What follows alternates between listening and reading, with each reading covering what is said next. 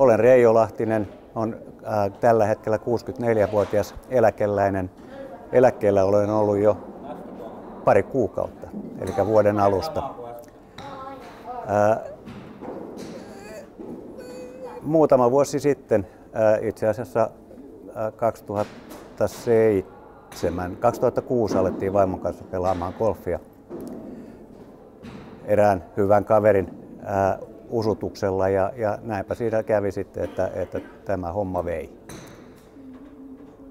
Me olemme molemmat aika tiiviisti pelanneet, kunnes viime kesänä sitten vähän tämä pelihomma tysähti siihen, että mä jouduin sairaalaan tuossa keväällä aika jämptisti vuosi sitten toukokuun alussa, niin otettiin tuo rintalasta tuosta auki ja pumppu sieltä ulos ja siihen neulottiin 6 suonta lisää ja tehtiin semmoinen tyypillinen suomalaisen miehen ohitusleikkaus.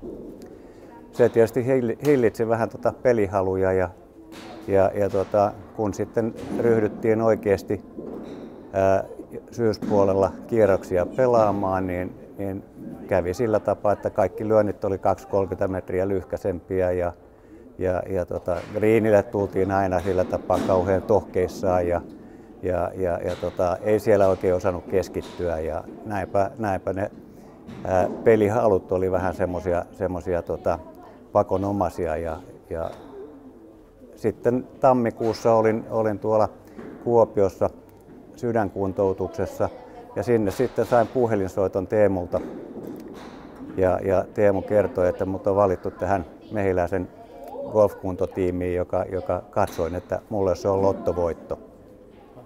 Golf on mulle ainakin on sellainen, mä teen sitä golfia kyllä pelaan ihan tosissani, mutta en oikeastaan vakavissani, että tässä pitää olla iloa ja mulle golf on sekä kuntoilua, se on sosiaalista elämää, se on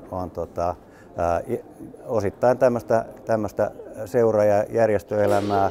Sitten se on vielä matkailua kaiken lisäksi. Mielellään käydään tuolla ulkomailla pelaamassa ja siitä tämä alkaa tämäkin kausi, että vaimon kanssa lähdetään Belekkiin seuran kanssa harjoittelemaan viikoksi ja katsotaan sitten, että mihin me ollaan nyt päästy tämän kuntotiimin puitteissa.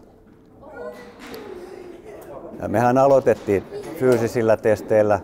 Lindholmin Matin kanssa tehtiin monenmoista vääntöä, taivutusta, kääntöä ja niin edespäin. Jokainen sai tästä sen TPI-tasoituksensa, joka mulle oli kohtuullisen hyvä. Osittain varmaan siitä, että tuohon sydänkuntoutukseen kanssa kuuluu erilaisia rintakehän venytyksiä ja vääntöjä ja sen kunnossapitoa tai kuntoon saattamista. Kevät on muuten mennyt sitten hyvin sauvakävellessä ja hiihtäessä ja semmoista peruskuntoa hankkiessa. Nyt ollaan sitten Mika Piltsin kanssa sitten hiottu vähän lyöntiä.